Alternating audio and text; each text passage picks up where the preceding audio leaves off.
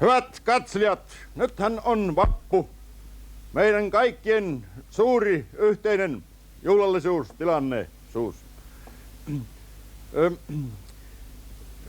Vappunahan erikoisesti me kaikki juhlimme juhlallisuuksia ja erikoisesti tämä juhla on ylioppilapsien suuri juhlallisuus. Nyt on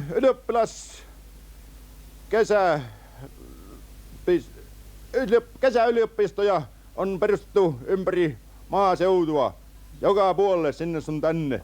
Ja tässäkin näimme minun päässäni Sorsasalon kesäyliopiston kesäylioppilaslakin ilman kokardia.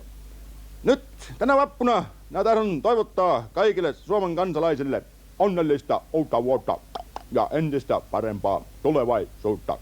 Kiitoksia. Nyt kaikki ylioppilapset nyt juhlimaan juhlia.